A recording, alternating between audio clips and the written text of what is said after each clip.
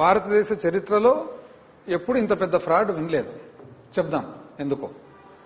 ఇప్పుడు మీరనేదేమి ప్రధానంగా మీరనేది చంద్రబాబు నాయుడు గారు ముఖ్యమంత్రి గారు మీరు అసెంబ్లీ సాక్షిగా అనేదేమి ఏపీబీసీఎల్ ఫండ్ రైజింగ్ బారోయింగ్ తాకట్టు పెట్టి ఇప్పుడు మీరు ఇచ్చినది ఏదండి? సేమ్ అదే కదా? అదే కదా మీరు గవర్నమెంట్ ప్రభుత్వం గ్యారంటీ ఇవ్వలేదా? మీరు ఏదైతే స్పెషల్ మార్జిన్ గురించి ఇప్పుడే మాట్లాడినారో స్పెషల్ మార్జిన్ మీరు సేమ్ స్పెషల్ మార్జిన్ రూటే కాదా మీ ఉత్తర్వులో ఇచ్చినది? అదే కాకుండా సిరీస్ 1 సిరీస్ 2 ఇప్పుడు మీదేదండి? మీది సిరీస్ 4. ఇదేం సిరీస్ కాదా ఇది? కమిషన్ 166 కోట్లు కమిషను. ఆ కమిషన్ లో ఏమన్నా కమిషన్ ఉందేమో. మీరు ఏపీఎండిసి బాండ్లు మొన్ననే 9,000 కోట్ల బాండ్లు మీరు అప్పు చేసినప్పుడు 150 కోట్లు మీరు కూడా ఇచ్చినారు కదండి కమిషను. అంటే మీ ప్రకారంగా ఆ కమిషన్ లో కూడా మీకు కమిషన్ ఉన్నట్లేనా? ఇప్పుడు ఈ బాండ్లకు మీరు ఇంచుమించు 200 కోట్లు ఏదో ఇస్తున్నారు కదండి. చెప్పండి. మీరు బయటకు వచ్చి లేదు మేము కమిషన్ ఇవ్వలేదు చెప్పండి. ఫైనాన్స్ డిపార్ట్మెంట్ జీవో ద్వారా ఎస్క్రో మీరు చెప్పిండేది ఎస్క్రో కాదండి. ఇప్పుడు మీరు ఇచ్చేది ఎట్లున్నారు? సేమ్ ఎస్క్రోనే కదా.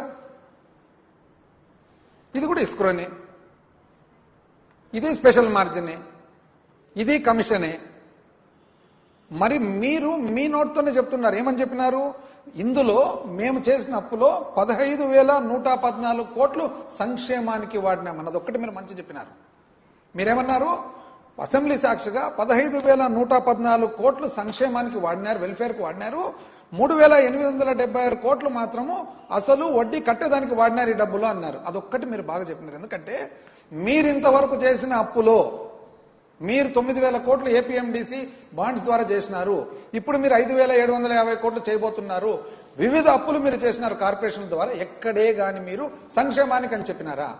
మేము రైట్ రాయల్ గా అసెంబ్లీ సాక్షిగా చట్టం చేసినాం. మేము చట్టం చేసి ఈ ఆదాయం ఏదైతే ఉందో ఇది మామూలుగా ప్రైవేట్ వ్యక్తుల జోలికి దగ్గరికి పోయే ఆదాయం ఏదైతే ఉందో ఆ ప్రైవేట్ వ్యక్తుల ఆదాయాన్ని తీసి ఆ ఆదాయాన్ని ప్రభుత్వానికి తెచ్చి తద్వారా ఒక అప్పు సంక్షేమం కోసం చేసి ఆ అప్పు దిద్దేదానికి ఈ ఆదాయం వాడుతున్నామని చెప్పి మేము చట్టం చేసినామండి.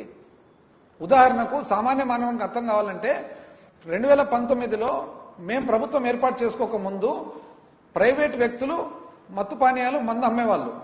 ఉదాహరణకు ఒకవేళ బీర్ సీసా 100 రూపాయలు ఉంటే రీటైల్ వాళ్ళందరూ కలిసి ఒక సిండికేట్ అయిపోయి ఆ ఊర్లో 10 రూపాయలు 20 రూపాయలు ఇల్లీగల్ గా ఎక్కువ అమ్మేవాళ్ళు.